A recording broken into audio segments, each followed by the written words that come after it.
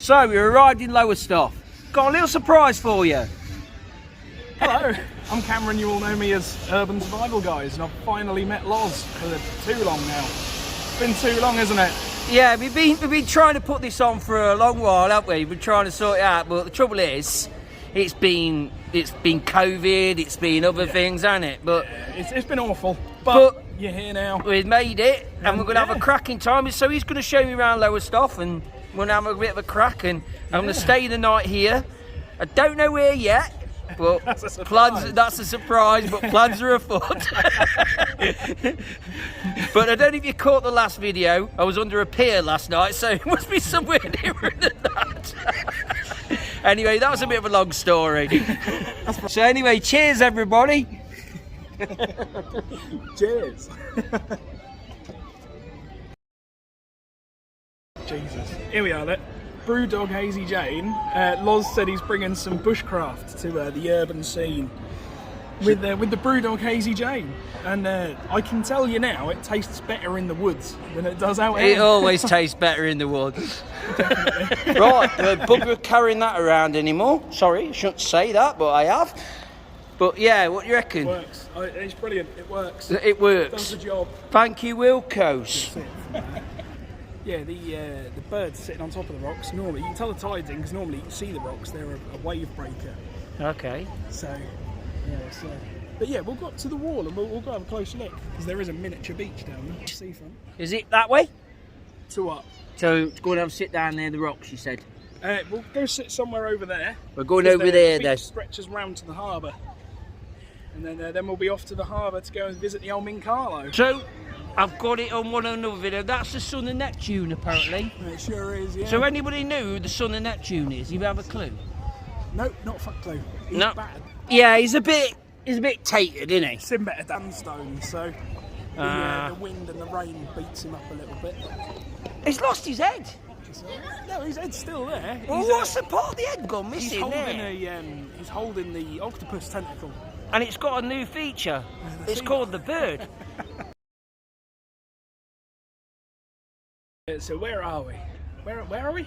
We're at the Mincarlo. We're at the Mincarlo Lowestoft, which is the vessel that you see here. It was built in 1961, which is the only surviving fishing vessel left in Lowestoft. And it has an engine that was built in 1960 to 1961 that was built in Lowestoft. So this whole vessel was built, bred, lived in Lowestoft. It is immense, the history to it. And that's where I'm now going to drag Loz onto and drag him on the Mincarlo. Right, tell me about this little friend. The Excelsior. So the Excelsior is another fishing vessel that was built in 1921. Yeah. And it's obviously it's 100 years old last year, so it's 101 All right, did it have some kind of anniversary then? Yeah, this one's celebrating its anniversary this year. Okay. The Excelsior, you can still go on day trips and stuff. They take kids from schools on school trips on it over to Holland, because that's where it popularly They actually go all the way to Holland? Yeah, so they throw the sail. It's not one of them ships where they do everything. If you take kids, can you actually get off at Holland then? Or I believe they do. I believe they dock at Holland. Sorry. Sorry, excuse me. But yeah, they travel up to Holland with it. And yeah, they can visit Holland but it's not one of them vessels where they do everything for you. You have to pitch in. So, okay. You got to pay so much to do it. Exactly. Yeah. But yeah, you can throw the sails up, and it's Lowestoft, and the guys on the Mincarlo. It's that lovely gentleman there. He knows. They'll know quite a lot about it as well. All right, charge you for this. How you doing? You all right? Yeah, good. Yeah, good. So we're going to have a look in here, and we're going to have a walk around, and we're going to have a look at the Mincarlo. Yeah. Off we go then, guys. Let's have a look. Ready on the Mincarlo. I think the best bit about this is the fact it was built in Lowestoft, so was the engine. Yeah. That's the bit I love most. Yeah. The fact it was The built old in shipyard, there's all derelict now, the old shipyard. Yeah. Lots of ships lying up there, what have never been, So originally when I started in 1960, we had well over 130 ships going out of port. Really? Yeah. But then modernisation come in on one of the ships, and they brought in stern trawlers what could do the work of 3 of these ships. Yeah. And then eventually, she only fished for 13 years, this one. And then after that 13 years, she was put on the oil rigs as a standby vessel. What this was to do with the oil rigs? Yeah. Was it take people out to the oil rigs or? No, just basically all they done was guard the rigs, stop any ship sailing into them. Oh, was it protectionism? Yeah, protection, yeah. All right, so it's quite a... All they done was sail around the rig 28 days at And what, a tell time. people to go away and... Anybody coming anywhere near, they were warned. Oh, I didn't know it was like some kind of defending ship as well. In the late... Where's that out there? Or? Yeah, North Sea. Yeah. In the late 50s, 60s, 70s and early part of the 80s, that North Sea was littered with oil rigs and gas rigs. Right. All gone now. And these ships used to guard all them, guard all them rigs. And they actually, when you go down the fish hole, they actually converted that so they can get 60 survivors down there, just in case of a major incident on the rigs. Okay. Never used, but that was there. Well, that was an area for them. Yeah, an area for them, yeah. That's In all case that- anybody had problems with on the rigs itself, that was to, that was there, yeah. That's quite an important ship Well, then, that- wasn't it? Yeah. That's the main thing they actually done on these ships. Right. Regardless of conversion. But all the rest is all original on this ship. Actually was. Sidewinder trawler, we call these sidewinder trawlers. So if you look down the side here, all that gear you see down the side, everything, we've got big winch forward, we're trying to fathom all wide warp in each one of the drums. Everything goes over the side and we pay out on the side of the ship down onto the seabed. And we're dragging the seabed basically. Yeah. So the main fish we're caught in Lowestoft, 70-80% was place. Right. And then you've got your prime fish, your Dover soles, lemons, turbot, brill, halibut. Well, this is the fishing side of this ship, you mean? Fishing side, yeah. So it did both purposes, dual Yes. fishing as well as guarding. She done the garden when she actually finished fishing. She did fishing first and then she did the guarding she only afterwards. fished for 13 years. Right. And then they brought more modern ships in what could do the work. And of then she did the rigs. guarding. So then they went over onto the guard side. Yeah. Excellent. Thank you very much, sir. You okay? Here's the galley guys. Galley guys. Here's the galley. So what I've learnt is people used to actually come down these steps. But imagine coming down these steps during a sail. And Cameron's just having a bit of a sleep. Drawing my drapes. He's drawing his drapes. Oh, I can't. Ah, he's drawing his drapes, but It's incredibly tight. Incredibly tight. But what we've noticed, I talked to Cameron about, is angled. And there's a reason in that, isn't there? Angled because of the sea. It's the way the boats or the vessels Yeah. arched. Yeah. So, because they're the original life vests from the. Incredible. But yeah, obviously this is the cabin crew where they would have slept. And they've got little quarters in there. Go have a look. This is where they would have slept, where they would have lived, where they would have spent their months out at sea. So this one is the first mate's cabin. So obviously it's the second sort of in command captain. This would have been his little bunk. So he's got a little light. He's had his own little individual light. Yeah. So it's the first mate's locker. Which, Christ, I've not seen one of them in a few years. Oh, okay. The old dog and bones. Hello. Hello. Entire vessel. So this is the engine room, and that was all this engine was made in Lowestoft itself. It was built by a company called AKD, which was in Lowestoft. So it was born and bred and built in Lowestoft.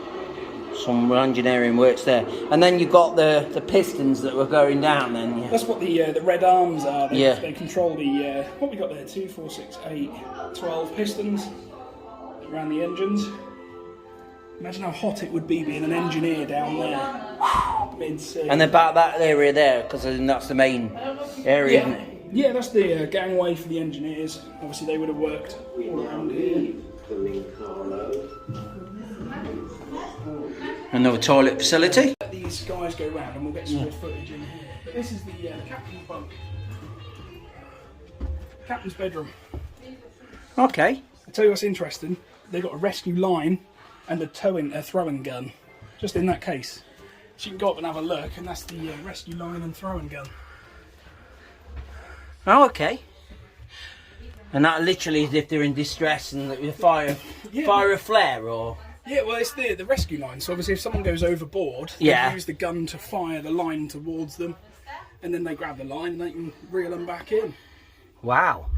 navigation charts. So down that. And then there's another one over here, okay? Look at that. Say, Ethan, help me. Just a reminder, the name of the ship is Minkalo. Minkalo. The Lydia Eva. Or the Livia Eva. Yeah, it's known as the Minkalo, but it's the sort of Christian name is the Lydia Eva. Yeah.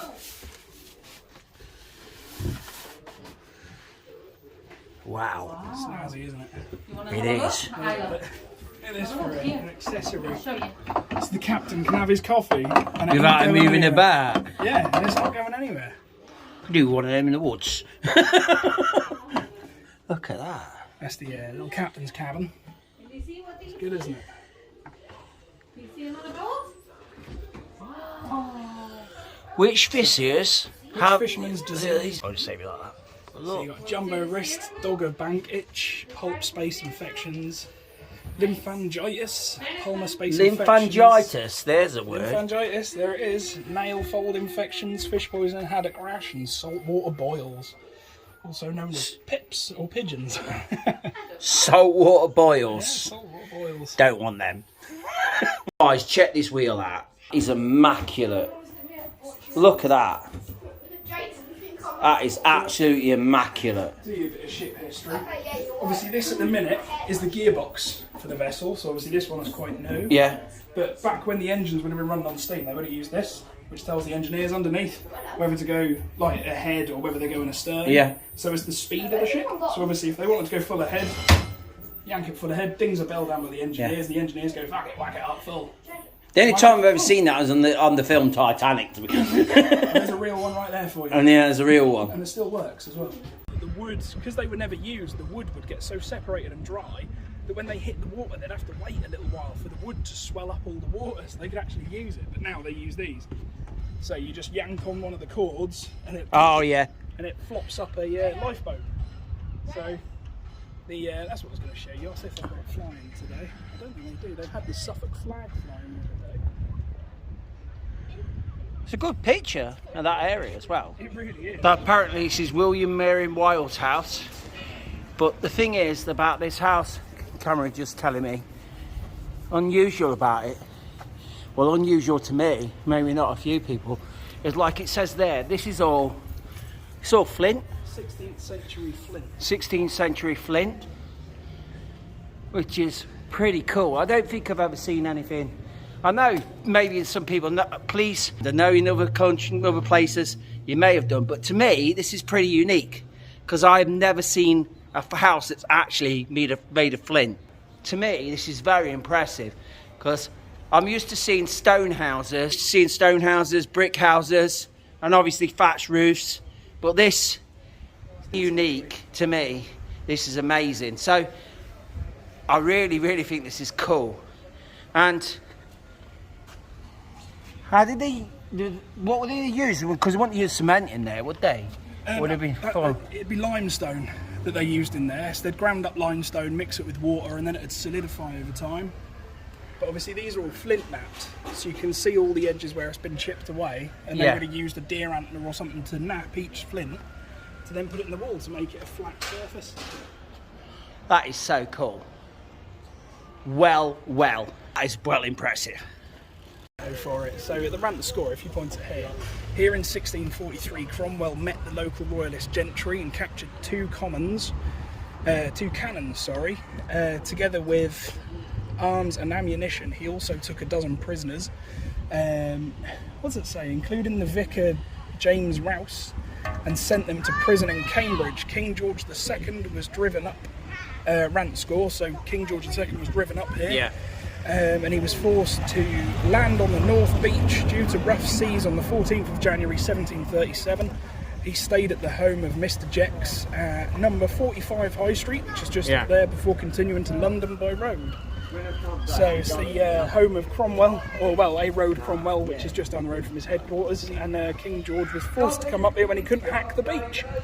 So, so this is an interesting one. So anybody knows the history of Queen Elizabeth and how she, well, fought off the Spanish Armada. Apparently, this area here, what was you saying, Cameron? You can actually... you could look down the sea, you could see the seafront from this post. Yeah. So obviously a lot of people that lived up here would have seen, you know, the Spanish Armada that was sat just sort of in the channel over there, and you'd be able to see it from where we're stood now. And you can tell that's original brickwork as well, because they do what they call the, I think it's called a wibbly wobbly, where the paths, the walls make an S shape, and they use that to save bricks. And it's all original brickwork straight down there. So Lowestoft tries to preserve absolutely everything historical, which is great if you're into history. Yeah. Brilliant. But I really didn't know, and then being honest was part, you know, the Spanish Armada played a big part in Lowestoft. And I didn't know that you could see it out of the sea down the battle out there, which is amazing. That's great. They were just sat in their ships just over there, just waiting for war. Unbelievable. Look out their window and just see a shit ton of Spanish Armada boats, or vessels even. So this was an area where smugglers used to pull up alcohol back in the day, all the way up to the top, to the hotel at the top here. It's called the Crown Hotel. Called the Crown Hotel. You can imagine from the seafront, because I imagine that building wouldn't have been there, would it? Come stand where I was, you'll be able to see it. You can see the sea just over there, but obviously hundreds of years ago, the factories wouldn't have been exactly, there, so and they would just literally pull it up this area, and then up there into the hotel, smuggling alcohol up there. And apparently, another fact is in between this brickwork, there's actually flint in between the brickwork. Yeah, some of them are flint. Like these ones, they're just big blocks of flint, but the pebbles all around it are flint pebbles, which are brought up from the sea. Fantastic. So I'm quite excited about looking at this building because it ties in with where I live with Newark and the Civil War. This is Cromwell's headquarters. Not look much, but this is where Cromwell actually had his headquarters, which ties in with the Civil War that started in my town. And you may have noticed there's some like cross-like areas there, which are those beams. If you've ever walked around Newark, I'm from where the National Civil War Museum is, you'll see particular cross beams are still there. The same sort of beams. So Cromwell, this would have been, back in the day, this would have been a roundhead town, as opposed to where I live, which was royalist. But it got from that particular corner there, all the way down to there. But yeah, they're very interesting because if you look in Newark, if you ever come to my same are in my town, which is basically the period. So all they did is put like a metal beam instead of a wooden beam all the way through the building to keep the building up. And that's what they're there for. Okay? So, this is important. It's to do with this particular area here, these steps. So Cromwell used to come up these steps towards his headquarters over there. And basically, according to the plaque, town was here because it had a few royalists here. So obviously, he was interested in rooting out the royalists in this town. So it made sense for him to come here and root out the royalists. And the town actually capitulated. It didn't actually put up a fight. So he just came and he saw and just took over. And that's Cromwell all over, isn't it? I'm gonna run up, or run a little bit, up Cromwell steps. Let's go. Ready? Here we go in. This is more steps than I thought it'd be. I'm going. Yeah, it's going. Oh my God! This is the hardest one I've done yet. Jesus! I fall as well.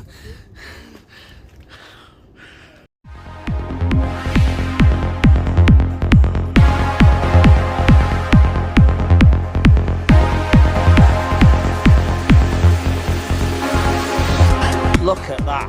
What a cenotaph. And it's even got the depiction of a ship at the top. And all the cannons there. That is that's amazing.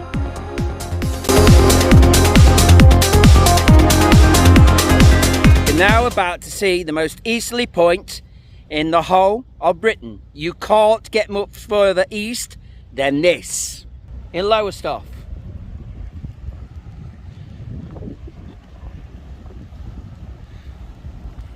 So, we're going to stand to the east. East is east.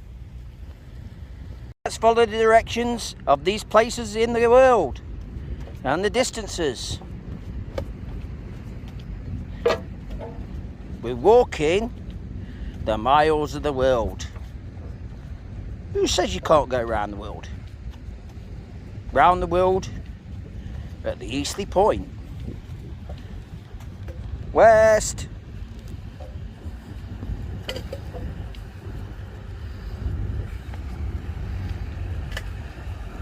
Still going.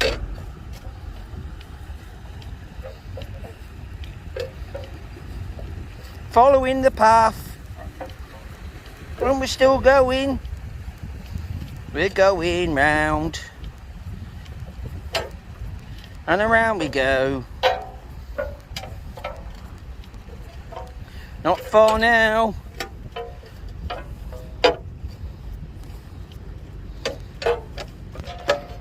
I'm homeward bound. I've got the sea out there. I'm camped up. Simple beans, plenty of water, and rations, and some crisps there as well. They're expecting a storm, but I don't know. I might have to put that a bit lower later on if it does.